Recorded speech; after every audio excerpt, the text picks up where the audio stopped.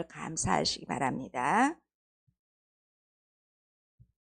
자, 오늘 앞서 우리가 함께 읽은 마가복음 8장 22절에서 38절 말씀 가지고 누구든지 나를 따라오려거든, 오늘 말씀의 제목을 가지고 함께 은혜를 나누고자 합니다.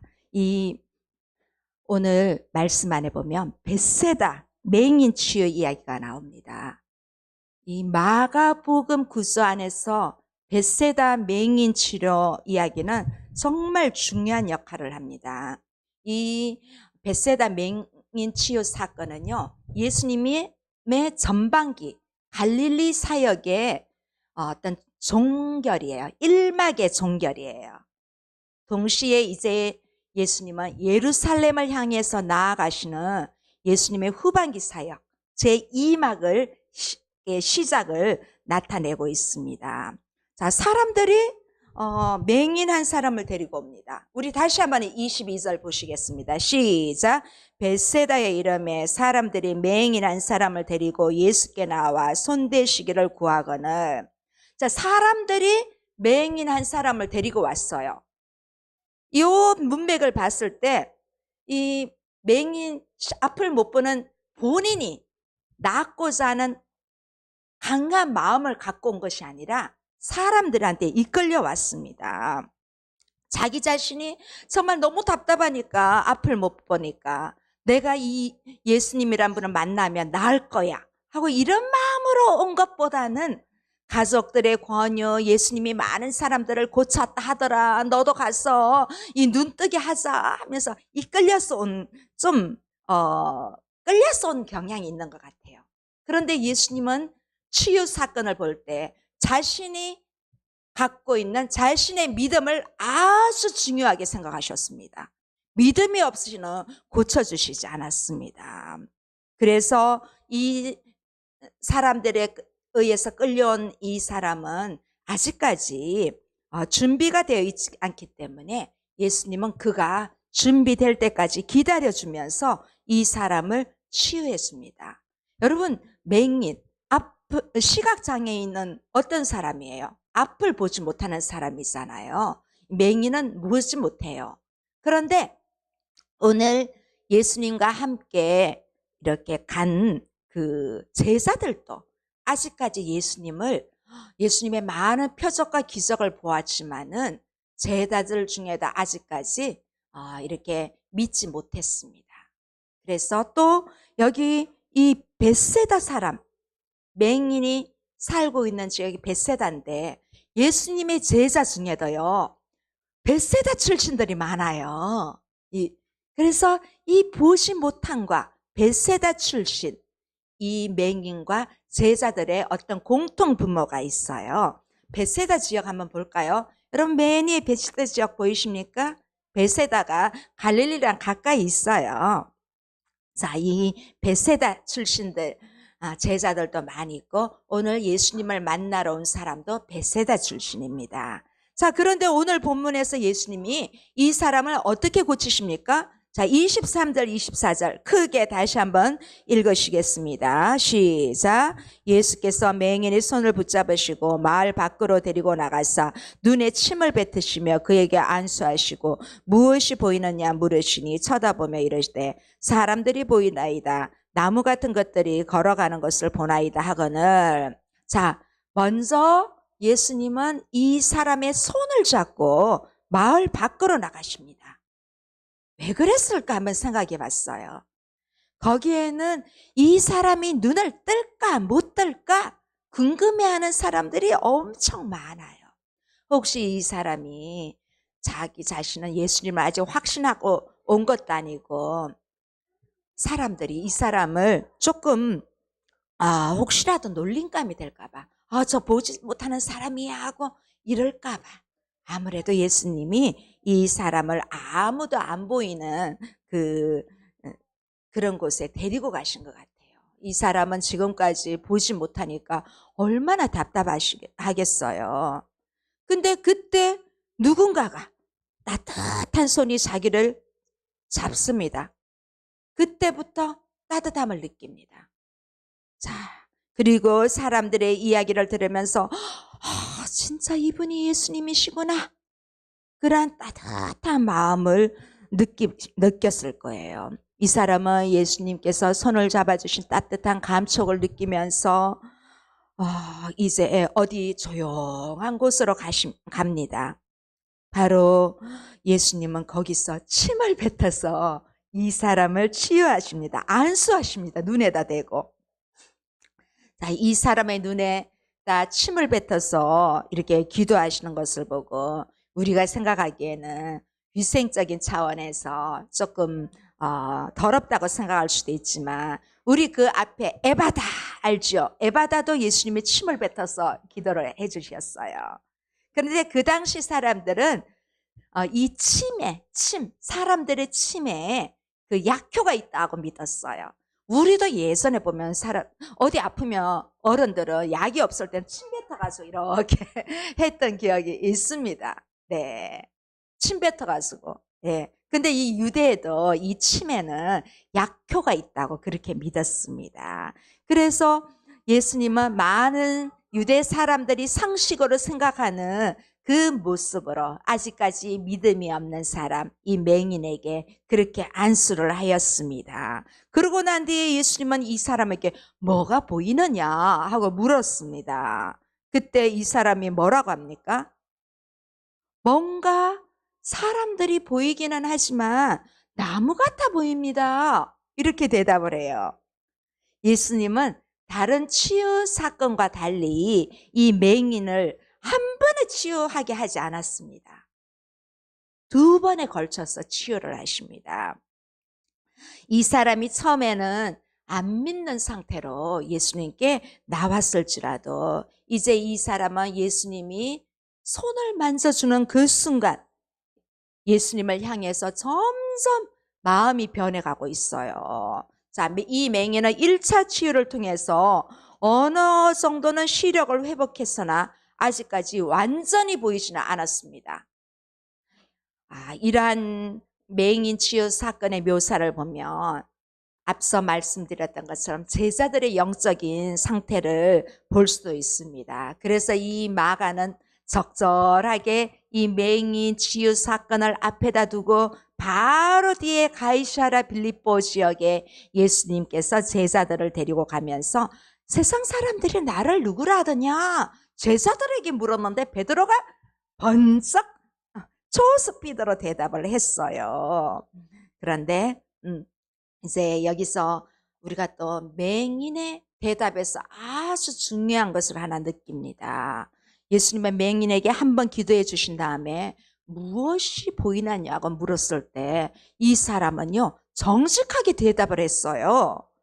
확실히 보인다 한 것도 아니고 아예 안 보인다고 한 것도 아니고 보이기는 보이는데 정확하게 안 보입니다. 그렇게 대답했지요. 아주 중요한 대답입니다.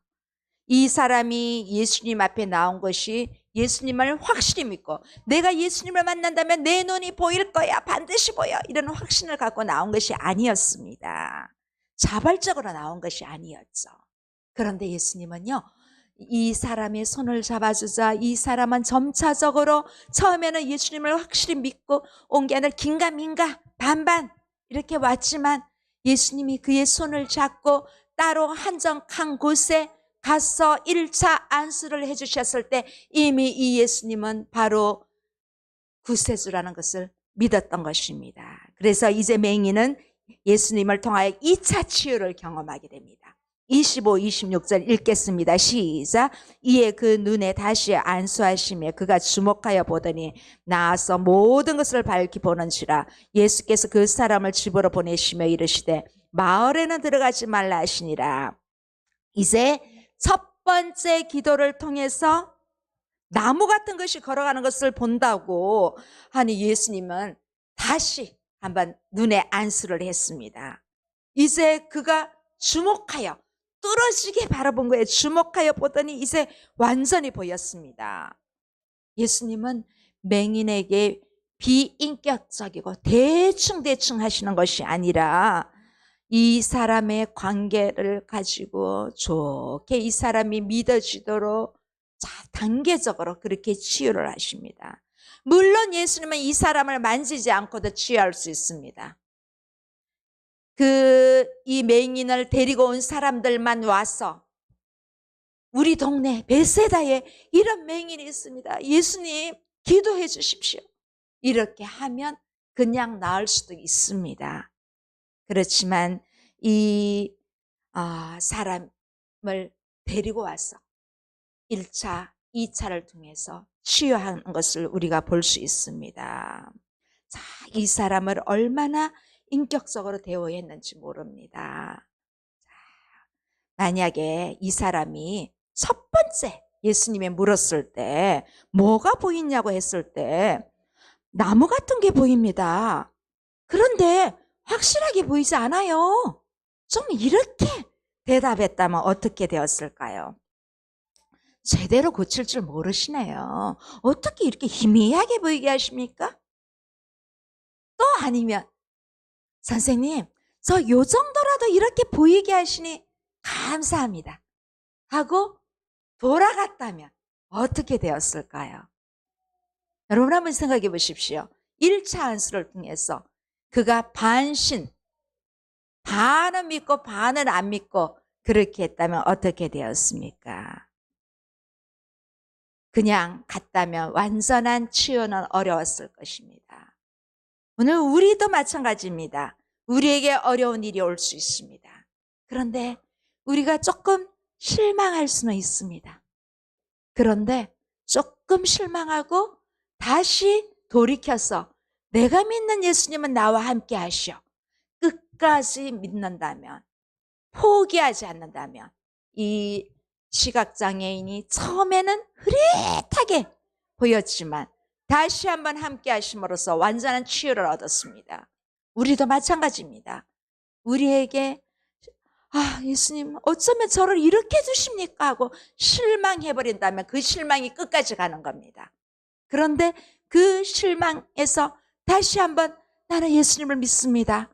그 예수님은 나와 함께 하십니다. 끝까지 믿을 때 우리에게도 잠자던 나의 신앙이 깨우쳐지고 지금 문제로 있는 나에게 이 모든 문제들이 풀려진다는 것을 믿으시기 바랍니다. 자, 2번에 걸쳐서 치유해 주신 것도 다 이유가 있습니다. 물론 제자들과 우리에게 이런 영적인 교훈을 주시기 위해서 그런 것도 있습니다. 자, 그리고 이 맹인 이 사람 자체를 위해서도 확실한 믿음을 주기 위해서 처음에는 그저 반신반의하고 왔지만은 완전한 믿음을 주기 위해서 이렇게 예수님은 첫 번째 한 번으로도 가능하지만 특별히 이 사람에게는 2번의 기회를 주신 것입니다. 여러분, 우리에게 2번의 기회를 주신 것은 또 다른 기회로 얼마나 큰 축복인지 모릅니다. 여러분, 첫 번째 놓칠 수 있습니다. 그러나 2번째 기회 절대로 놓치면 안 됩니다. 그러면 완전 포기가 되고 여러분 끝나는 것입니다.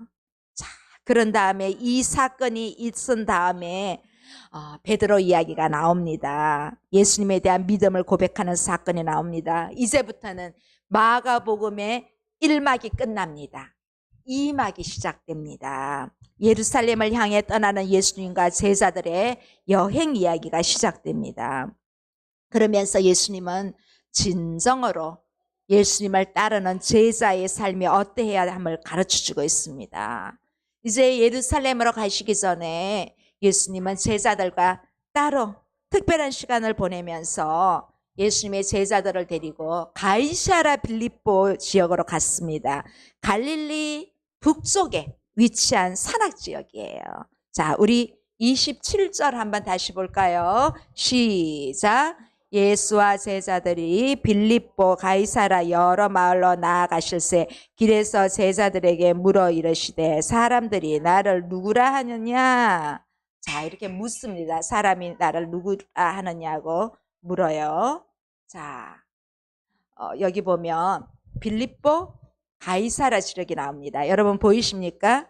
빌립보 가이사랴 지역. 이 명칭은요, 그 헤롯 빌립이 이제 로마 황제 티베리우스를 기념하고자 로마 황제의 이름 가이사를 붙이고 또 자기 이름 빌립을 붙여서 그래서 빌립보 가이사라 이런 이름을 만든데 도시 이름이에요. 가이사. 왜냐하면 이 로마의 속국이었기 때문에 가이사 이름과 자기 이름을 합쳐가지고 빌립보 가이사라라는 도시가 만들어졌어요. 여기 저도 봤어요. 이 헐몬산에 올라가면 그 산기슭에 있는 그 자리 잡고 있어요. 예루살렘 뭐로부터는 한 거의 예루살렘은 아래쪽이고 여기는 북쪽이기 때문에 한 200m, 200km가 아니고 200km 정도 아주 차이가 납니다. 그래서 예루살렘에서 갈릴리 오는 데는 거의 뭐 한나절 가까이 이렇게 차로도 그렇게 걸려요. 그래서 예수님은 빌립보 여러 마을로 지나가시다가 제자들에게 사람들이 자신을 누구라고 인식하고 있는지 제자들에게 물어봅니다. 그때 제자들이 뭐라고 합니까? 28절 시작. 제자들이 여자와 이르되 침례 요한이라고 더러는 엘리야 더러는 선지자 중에 하나이다. 자, 제자들은 사람들이 예수님에 대해 어떻게 생각하는지 잘 알고 있었습니다. 이미. 그래서 제자들은 어떤 사람은요 침례 요한이래요. 또 어떤 사람은 엘리야래요. 또 어떤 사람은 선지자 중에 한 사람이라고 해요. 그렇게 말을 하고 있어요. 왜냐하면 당시 사람들은 예수님을 대체로 하나님 나라를 전하는 예수님의 사역을 선지자로 가장 많이 생각했어요. 우리 구약 성경에 보면 선지자들이 여럿 있습니다. 그 선지자들은 이스라엘의 흥망성쇠와 다시 오실 메시아에 대한 그러한 예언들을 많이 선포하였습니다. 그래서 예수님이 실제로 오니까, 왜냐하면 유대 사람들은 구약 성경을 토라로 늘 읽었기 때문에 예수님이 오시자 저분은 틀림없이 선지자야 이렇게 하는 부분이 많았습니다. 그래서 이 예수님 당시 사람들은 하나님 나라를 전하는 이 예수님을 이 선지자로 생각하고 선지자적인 특성을 가지고 있다고 보았습니다. 그런데 예수님은 자신의 정체성에 대해서 사람들의 이 말을 보다 예수님의 제자들한테 이 제자들이 어떻게 말하는지 그게 궁금했습니다. 그랬더니 뭐라고 합니까? 자, 29, 30절. 자, 읽어보시겠습니다. 시작. 또 물으시되 너희는 나를 누구라 하느냐? 베드로가 대답하여 이르되 주는 그리스도시니이다 하매 이에 자기의 일을 아무에게도 말하지 말라 경고하시고. 자, 사람들에게 있어서 단지 예수님은 겨우 침례 요한, 물론 침례 요한 아주 훌륭합니다. 엘리야 아주 훌륭합니다. 왜냐하면 이 구약을 보던 사람들이기 때문에 엘리야는 살았어. 병거 타고 죽지 않고 천국 간 사람입니다. 여러분 구약 성경에 보면요. 죽음을 모르고 사라진 사람이 있어요. 에녹이란 사람하고 이 엘리야라는 사람이에요. 그래서 이 엘리야를 이들은 참 이렇게 귀하게 생각을 해요. 그리고 선지자 이렇게 생각하는 것을 예수님은 자신의 정체성으로는 아니라는 것이죠. 이 예수님의 제자들조차도 이 이스라엘을 부강하게 해주는 메시아 그렇게 생각했던 것입니다. 자기 민족을 구해줄 그러한 그리스도로 이렇게 메시아로 생각하지 않고 육신적인 눈에 보이는 메시아, 유대를 강하게 이제는 로마의 속국으로부터 자유함을 주는 그러한 사람으로만 생각했다는 것입니다. 제자들에게 여러 가지 훈련을 하시면서 제자들의 입술만큼은 예수님을 진정한 메시아로 대답하기를 바랬는데 역시 제자들로부터도 이 정확한 답변을 이렇게 기대했는데 질문을 제자들에게 던졌는데 그때 베드로가 뭐라고 대답합니까? 제자들에게 대답을 하기를 원했는데 베드로가 빨리 주는 그리스도시니다. 물론 대답 맞습니다. 그런데 오늘 예수님은 이 제자들에게 뿐만 아니라 오늘 나에게도 대답을 원하십니다. 너희는 나를 누구라 하느냐? 너는 나를 누구라 믿느냐? 우리에게 오늘 물으신다는 것입니다. 이 시대에 많은 사람들이 예수님은 4대 성인 중에 하나다. 4대 성인 누구예요, 학생들? 4대 성인? 석가모니. 그렇지. 세상 사람들은 공자, 또 소크라테스 이렇게 생각하잖아요. 그리고 예수님을 기독교의 창시자다. 이 정도로만 생각하는데 사실은 예수님은 성자가 아니에요. 자, 그런데 예수님은 정말 나에게 누구이냐. 여러분이 그리스도 메시아로 믿어요. 그런데 이 말이 예수님은 나의 메시아입니다. 나의 주인이십니다. 내 인생의 모든 것입니다. 나의 주인이면 주인 말 따라야 되잖아요. 여러분 정말 그렇게 생각하십니까? 나의 주님이십니다. 그렇게 대답을 못하시면 한번 이 시간 내 신앙생활을 점검해야 됩니다. 딱 던졌을 때 예수님은 나의 주님이십니다. 나의 그리스도십니다. 나의 모든 것입니다. 이런 대답이 나와야 된다는 것입니다. 그러면서 예수님은 베드로의 신앙 고백을 듣고 아무에게도 말하지 말라고 경계하십니다. 표면적으로는 베드로의 신앙 고백이 아주 훌륭합니다. 그런데 예수님의 제자들, 특히 베드로도 그리스도라고 고백하면서도 이 표면적으로는 고백했지만 그 내면의 참된 의미를 깨닫지 못하고 있기 때문에 예수님은 이제 제자들에게 예수님 자신이 순환을 당하게 되는 것을, 고난받게 되는 것을 이제 예고하십니다. 처음으로 예고하십니다. 우리 31절 함께 보시겠습니다. 시작. 인자가 많은 고난을 받고 장로들과 대제사장들과 서기관들에게 버림받아 죽임을 당하고 사흘 만에 살아나야 할 것을 비로소 그들에게 가르치시되, 예수님은 이제 예루살렘으로 올라가시기 전에 제2막을 시작하시면서 제자들에게 예수님의 순환 이야기를 처음으로 예고하십니다. 베드로의 메시아 이해와 예수님의 메시아 이해가 조금 달랐기 때문입니다. 예수님이 말씀하시는 메시아는 고난을 받으십니다. 사람들에게, 종교 지도자들에게 배척받아서 죽음을 당해야 하는 그러한 메시아입니다. 그러나 이 놀라운 사실을 제자들에게 이제 계시합니다. 제자들은 예수님이 정말 고난받고 십자가 질 거라는 사실을 전혀 예상하지 않기 때문에 수많은 표적과 기사를 보면서 이 예수님은 우리의 왕이라고, 우리의 눈에 보이는 메시아로 그렇게 생각했기 때문입니다. 그래서 메시아는 예수님이 말하시는 메시아는 죽임당하는 메시아입니다. 그런데 이러한 메시아 이해는 유대인들이 이해하기는 참 어렵습니다. 이 유대 구약의 많은 선지자들이 외쳤던 그 종말론적에 의하면 메시아는 하나님의 대리자, 하나님을 대신해서, 유대인들은요 하나님은 믿어요. 근데 예수님을 안 믿거든요. 그런데 선지자들이 오실 메시아에 대해서 이야기하기 때문에 이 하나님께서 보내신 메시아가 이 땅에 와서 하나님의 대리자로서 마지막에 하나님의 심판을 가져온다고 유대인들의 그 신앙은 그러한 사상을 가지고 있습니다. 그러한 사람이 죽임을 당한다는 것은 절대로 있을 수 없는 일이라 이 유대인들은 생각하고 있습니다. 유대교 신학에서는 상상도 할 수 없는 그러한 일입니다. 예수님의 제자들도 역시 그렇게 믿고 있거든요.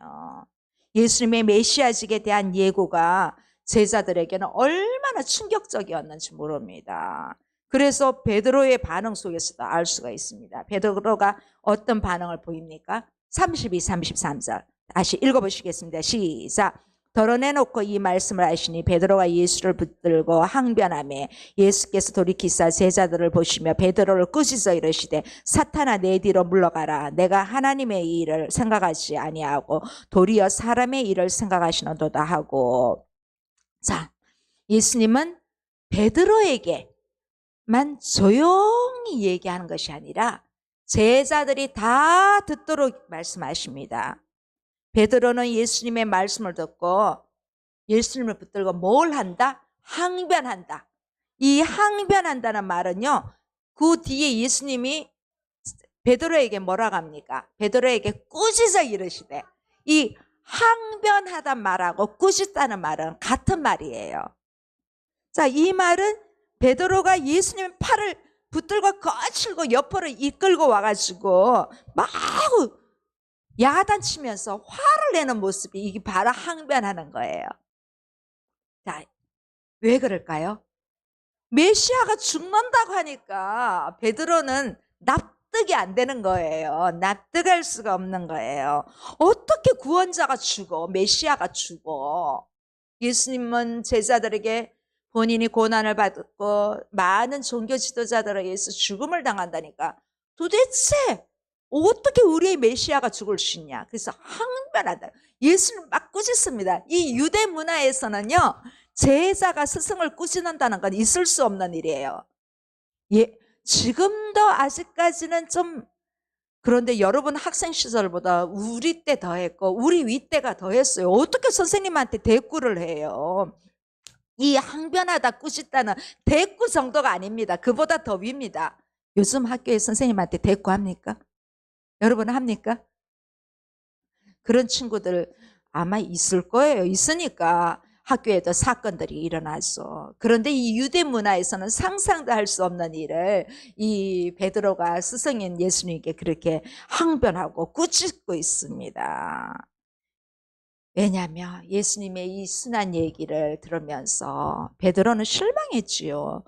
메시아, 우리의 스승님이 메시아가 되면 우리의 스승님이 이렇게 가운데 계시면 우리는 요 옆자리 하나 정도는 자리 잡겠지.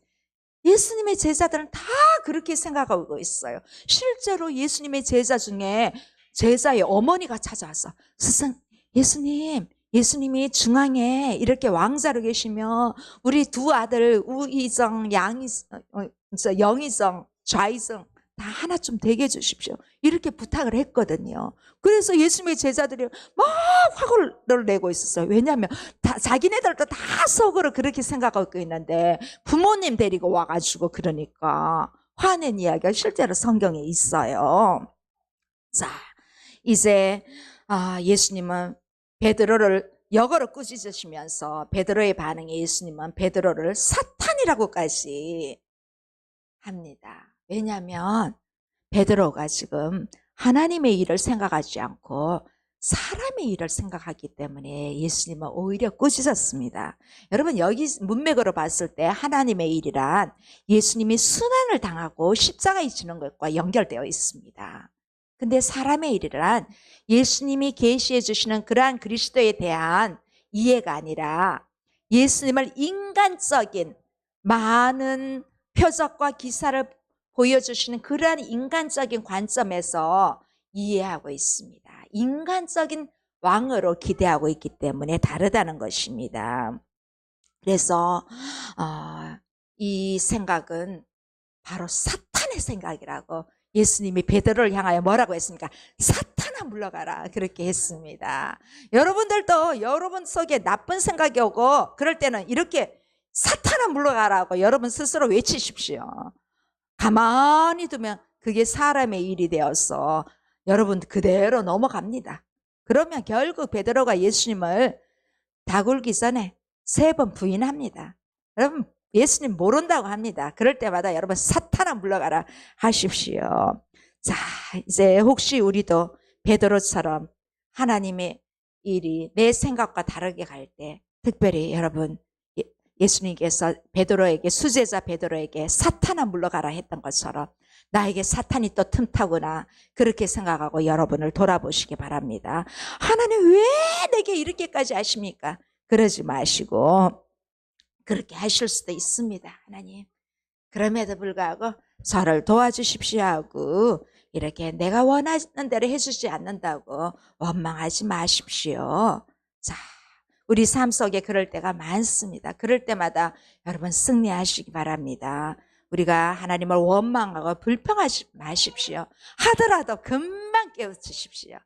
불평할 수 있습니다. 그러나 금방 깨우쳐야 합니다. 이제 예수님은 무리와 제자들에게 제사도의 본질에 대해서 가르치시기 시작합니다. 우리 34, 35절 읽어보시겠습니다. 시작. 무리와 제자들을 불러 이르시되 누구든지 나를 따라오려거든 자기를 부인하고 자기 십자가를 지고 나를 따를 것이니라. 누구든지 자기 목숨을 구원하고자 하면 잃을 것이요 누구든지 나와 복음을 위하여 자기 목숨을 잃으면 구원하리라. 자, 이 제자는요, 선생님, 스승이 가는 길을 따라가는 것입니다. 제자도의 본질은 오늘 뭐라고 합니까? 나 자신을 부인하고 나의 십자가를 지고 따르라고 합니다. 일단은 나를 부인하라고 합니다. 나의 십자가에는 힘든 십자가도 있고 진짜 어쩌면 즐거운 십자가보다 힘든 십자가가 더 많이 있을 것입니다. 자, 예수님이 걸어가신 길이 메시아의 길이라면 제자인 우리도 예수님 메시아의 길을 따라야 합니다. 그래서 예수님은 나를 따라오려거든. 오늘 여기서 말씀의 제목을 찾았습니다. 나를 따라오려거든 나를 부인하고 나의 십자가를 지고 나를 따르라고 합니다. 진짜 예수님의 제자는 단순히 이 하나님의 말씀 성경만 배우는 것이 아닙니다. 읽고 끝나는 것이 아닙니다. 배우고 읽고 읽는 것도 중요하지만 거기서 끝나면 안 되고 따라가야 된다는 것입니다. 따라가야 된다는 것. 그래서 예수님은 온 천하를 다 얻고도 영원한 생명을 잃어버리면 아무런 유익이 없다는 것입니다. 자, 오늘 마지막 말씀 아니다. 한 절 더 있습니다. 36, 37절. 자, 함께 보시겠습니다. 시작. 사람이 만일 온 천하를 얻고도 자기 목숨을 잃으면 무엇이 유익하리요? 사람이 무엇을 주고 자기 목숨과 바꾸겠느냐? 여러분, 내 목숨과 바꿀 수 있는 거 있어요? 내 목숨과 바꿀 수 있는 거 아무것도 없어요. 여러분, 돈이 엄청 돈 한 10억 있는 거 택하겠습니까? 내 목숨을 택하겠습니까? 뭐 택하고 싶습니까? 돈 한 100억 좀 올려볼까요? 돈 100억 있는데 나는 없으면 무슨 소용이 있습니까? 그쵸? 100억 진짜 부럽지요. 그렇지만 이 100억보다도 이 100억으로 내 목숨을 살 수가 없다는 거예요. 그래서 이 온 천하를 얻고도 내 목숨을 잃어버리면 아무런 소용이 없다는 것입니다. 자, 자신의 야망과 유익만을 위해서 열심히 살아보십시오. 그러면 온 천하를 얻는 방법은 될 수 있습니다. 그런데 여러분, 영원한 생명은 얻지 못합니다. 이 세상의 그 어떤 것도 자신의 목숨과는 바꿀 수가 없습니다. 모든 것을 나 자신에게만 초점을 맞춰가며 그 일은 성공적으로 할 수는 있습니다. 그러나 그 성공 뒤에 뭐가 남아 있습니까? 어떤 행복이 있습니까? 돈이 행복을 다 가져다 주지는 않습니다. 늘 여러분의 주장만 내 뜻만 내세워 살다 보면 사람들이 나에게 붙지 않습니다. 내가 살아있는 어떤 그 가치를 상실하게 될 수도 있습니다. 우리는 좀 더 많은 것도 중요하지만 좀 없더라도 나의 목숨을, 내가 살아가는 내 인생을 예수님의 복음을 위해서 살아간다면 여러분의 일도 더 잘 되는 그러한 은혜가 있을 것입니다. 그래서 예수님은 산상수훈에서 너희는 먼저 그의 나라와 의를 구하라 그렇게 하셨습니다. 우리가 이 일을 하면서도 하나님의 나라와 의를 먼저 구할 때 하나님은 더하여 주시는 은혜를 우리에게 주신다는 사실입니다.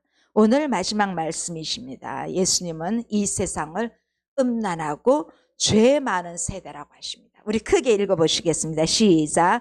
누구든지 이 음란하고 죄 많은 세대에서 나와 내 말을 부끄러워하며 인자도 아버지의 영광으로 거룩한 천사들과 함께 올 때에 그 사람을 부끄러워하리라.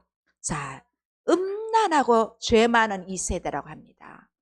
여러분, 정말 이 죄가 없는 데가 없습니다. 우리 금요일에 하나님 가족되게 하면서 죄라는 것을 했잖아요. 그렇죠?